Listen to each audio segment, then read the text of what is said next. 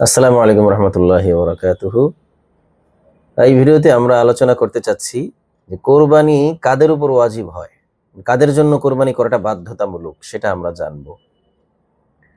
এক্ষেত্রে শরীয়তের বিধান হলো যে কোরবানি ওই ব্যক্তির উপর ওয়াজিব যেই ব্যক্তির কাছে, আমি এখানে যেই ব্যক্তি বলছি, হ্যাঁ, তবে এর আগে একটা জিনিস জেনে থাকা দরকার, সেটা হলো সেই ব্যক্তির সেই ব্যক্তিটি মুসলিম হতে হবে, সেই ব্যক্তি প্রাপ্তবয়স্ক হতে হবে অর্থাৎ বালেগ। ৩ নম্বর হচ্ছে সেই ব্যক্তি সুস্থ মস্তিষ্ক সম্পন্ন হতে হবে অর্থাৎ পাগল নয় এমন হইতে হবে। ৩টা জিনিস বললাম, মুসলিম, প্রাপ্তবয়স্ক মানে বালেগ, আর হচ্ছে পাগল নয় এমন মানে সুস্থ মস্তিষ্কের অধিকারী হতে হবে। এই ধরনের কোনো ব্যক্তি, সে চাই নর হোক অথবা নারী হোক, পুরুষ হোক বা মহিলা হোক, এই ব্যক্তির কাছে যদি কোরবানির ঈদের দিন ফজরের নামাজের ওয়াক্ত হওয়া থেকে নিয়ে জিলহজ মাসের ১২ তারিখ সূর্য ডুবে যাওয়া পর্যন্ত, অর্থাৎ জিলহজের ১০, ১১, ১২, এই ১২ তারিখ সূর্য ডুবে যাওয়া পর্যন্ত এই ৩ দিন, এই সময়ের ভেতরে যদি কোনো একটা সময়ে বা পুরো সময় জুড়ে তার কাছে মৌলিক প্রয়োজনের অতিরিক্ত সম্পদ নির্দিষ্ট পরিমাণ যদি থাকে, তাহলে তার উপর কোরবানি ওয়াজিব।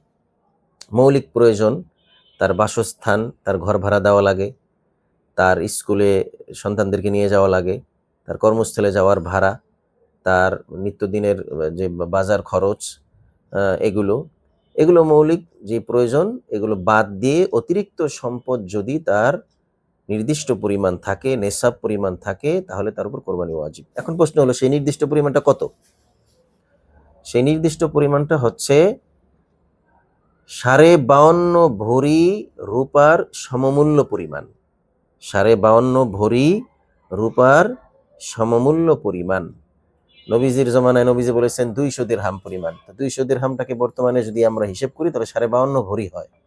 তো এই 52.5 ভরি রূপার সমমূল্য পরিমাণ যদি সম্পদ হয়, তো সেই হিসেবে বর্তমানে আমি এখন যেই সময়টাতে কথা বলছি, 2025 সালের আজকে 31শে মে, এই সময়টাতে হয়তোবা বর্তমানে 52.5 ভরি রূপার দাম 85 থেকে 90 হাজারের ভেতরে বা 90-95 হাজারের মধ্যে আছে।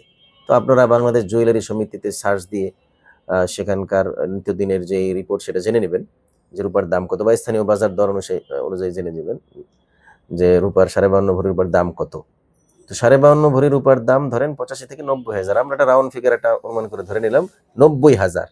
এই 90 হাজার টাকা মূল্যের অতিরিক্ত সম্পদ যদি তার থাকে, যেমন ধরেন তার খরচ টরচ সব বাদ দিয়ে আলমারির একটা সাইডে একটা জায়গায় তার কিছু টাকা রাখা আছে অতিরিক্ত, যেটা কোনো অলস টাকা পড়ে আছে, খরচ হয় না, ব্যাংকে কিছু টাকা তার জমানো আছে, এই টাকাগুলো হচ্ছে অতিরিক্ত।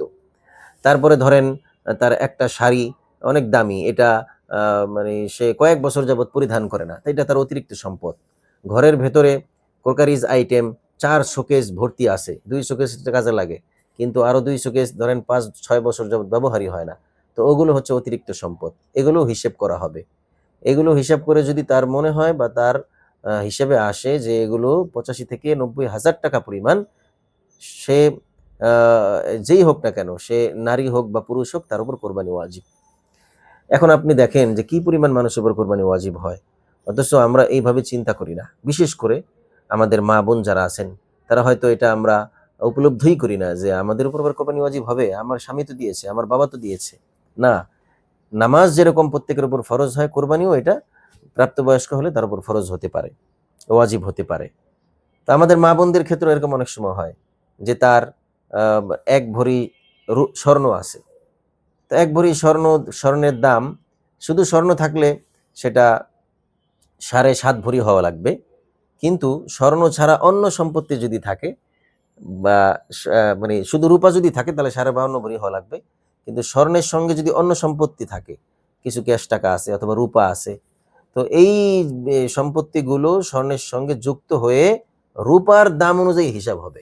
ধরেন কোনো মহিলার কাছে, কোনো মা বা বোনের কাছে 1 ভরি স্বর্ণ আছে, তো 1 ভরি স্বর্ণের দাম আজকের হিসাব অনুযায়ী 1,60,000 টাকা ধরেন, আর তার কাছে 1 ভরি রূপা আছে যার দাম ধরেন 1500 টাকা বা 2000 টাকা। তো সাকুল্যে তার এই দাম দাঁড়ালো 1,62,000 টাকা। তো এই 1,62,000 টাকা এটা রূপার হিসেবে চলে যাবে। রূপার আমরা 52.5 ভরি রূপার দাম ধরেছিলাম 90,000। তো সেই হিসাবে এখন তার তো হয়ে গেল 1,62,000। তো 90,000 ক্রস করে কোথায় 1,62,000 হয়ে গেল। সুতরাং এই মহিলার উপর কোরবানি ওয়াজিব হবে, যেহেতু স্বর্ণের সঙ্গে তার কিছু রূপা আছে। রূপাটা থাকলেই স্বর্ণের হিসাবে আর থাকবে না, স্বর্ণ রূপা দুইটা মিলে রূপার হিসাবে চলে যাবে। তো এই দৃষ্টিকোণ থেকে অনেক মহিলার উপর কোরবানি ওয়াজিব হয়, অথচ আমরা কোরবানি দেই না। তো এই হচ্ছে কোরবানি ওয়াজিব হবে কাদের উপর, তার কথা বললাম। এখন আরেকটি বিষয় হচ্ছে যে আমরা এটা করে নিতে পারি যে একজন পরিবারের যে প্রধান কর্তা তিনি একটা গরু কেনেন। তো সেই গরুর মধ্যে কিন্তু 7টা শেয়ার গ্রহণ করা যায়, 7 জন শরিক নেওয়া যায়।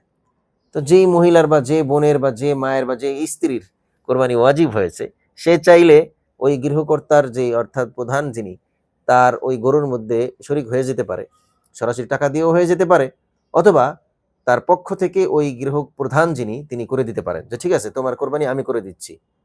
তো যার পক্ষ থেকে করা হচ্ছে সে যদি অনুমতি দিয়ে দেয় হ্যাঁ আপনি করেন, তাহলে হয়ে যাবে।